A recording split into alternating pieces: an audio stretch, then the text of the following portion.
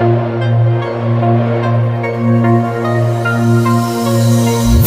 कि हम उनके दिल पर राज करते, जो कल थे वही प्यार आज करते। काश कि हम उनके दिल पर राज करते, जो कल थे वही प्यार आज करते। हमें गम नहीं उनकी बेवफाई का, बस अरमान था हम भी अपने प्यार पे नाच करते, हम भी अपने प्यार पे नाच करते। सोचल सजावल सपना कोइलू बेकार हो, बात बात में कहत रहलू हम हई तोहार हो।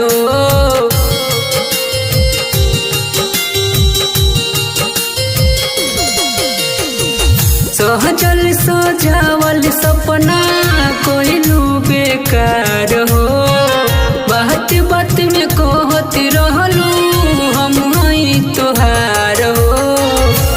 यदि हमरा के छोड़ तू जइबू, हम न जियब गोरी हो, हम न जियब गोरी, हमके न देखबू हो। हम न जियब गोरी, हमके न देखबू हो।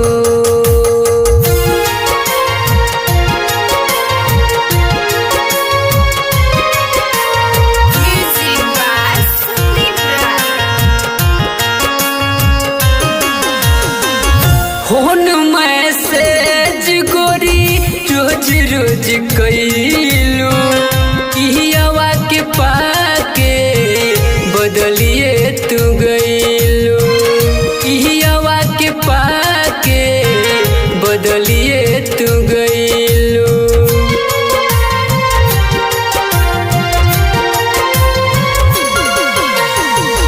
फोन मैसेज गोरी रोज रोज कैलू, पिहवा के पाके बदलिए तू गइलू, पिहवा के पाके बदलिए तू गइलू। मुआ लोग के बात हमारा के खोजबू हो, हम न जियब गोरी हो, हम न जियब गोरी, हमके न देखबू हो। हम न जियब गोरी, हमके न देखबू हो।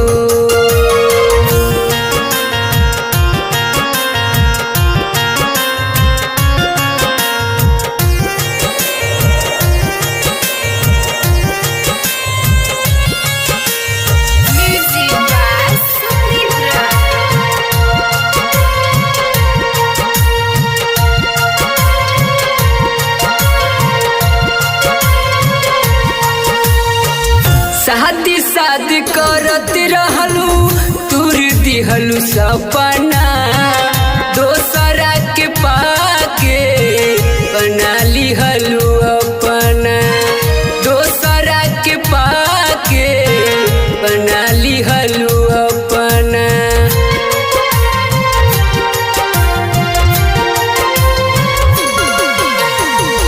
शादी शादी करत रहलू, तुर दिहलू सपना, दोसरा के पाके बना लिहलू अपना, दोसरा के पाके बना लिहलू अपना।